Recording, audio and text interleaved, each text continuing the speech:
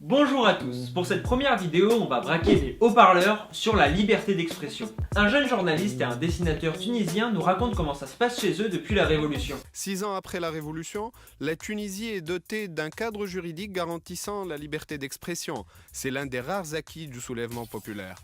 Cependant, la tendance conservatrice a toujours cherché à imposer des limites, invoquant l'ordre public, la moralité, la religion, la lutte antiterroriste ou l'union nationale. Avec des conséquences pour ceux qui l'ouvrent un peu trop. De 2012 à 2014, rappeurs, dessinateurs, journalistes et blogueurs sont devenus la cible d'harcèlement policier et judiciaire. On comprend que ce n'est pas parce que le droit à la liberté d'expression est reconnu par un pays qu'il s'applique.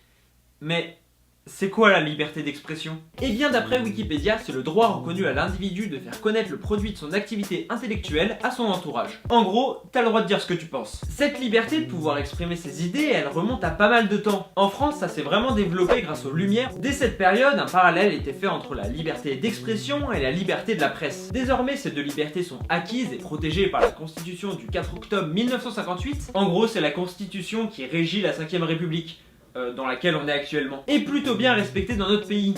Mais c'est pas le cas partout, comme on l'a vu. Alors, même si elle est respectée la plupart du temps, la question de la limite de cette liberté se pose encore de nos jours. On a donc demandé leurs avis à deux lycéens. Avec comme première question, la liberté d'expression est-elle totale en France? Du coup, je pense pas que la liberté d'expression est totale en France parce qu'il y a des médias qui peuvent être achetés par des grands patrons ou des gens très puissants, genre par exemple Bolloré qui rachète Canal+, et qui peuvent du coup avoir une influence sur ce que disent ces médias. Enfin, les journalistes ont pour devoir et pour mission d'informer et de dire la vérité, et du coup, bah là, ils peuvent pas dire la vérité ou dire toute la vérité. Donc non. On rencontre donc déjà un souci qui est soulevé, c'est celui des investisseurs qui pourraient acheter beaucoup de médias et ainsi contrôler leurs paroles.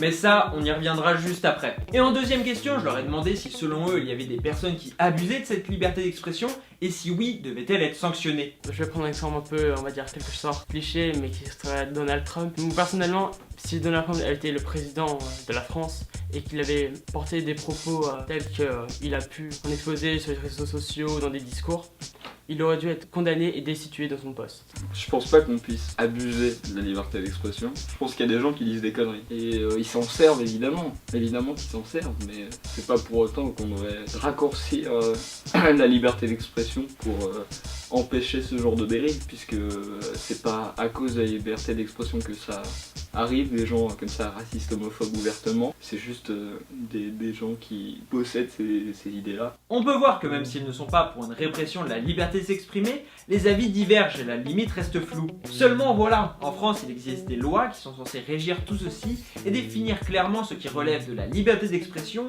ou pas. On a donc décidé de contacter Richard Malquet, un avocat spécialiste du sujet puisqu'il est avocat de Charlie Hebdo, pour répondre à nos questions. Je lui ai donc d'abord demandé quelles étaient les limites que la loi imposait sur la liberté d'expression en France. Le grand principe, c'est celui de la liberté d'expression, et après il y a évidemment une série d'exceptions. Vous ne pouvez pas diffamer, vous ne pouvez pas l'injurier, vous ne pouvez pas inciter à la haine et à la violence, vous ne pouvez pas porter atteinte à la vie privée. Voilà quelles sont les grandes limites de la liberté d'expression, parce qu'il n'y a aucune liberté qui soit absolue. Ensuite, j'ai décidé d'évoquer avec lui les cas de Charlie Hebdo et de Dieudonné, car le rapprochement est souvent fait entre les deux. Dieudonné étant souvent condamné, clamant pourtant son droit à la liberté d'expression.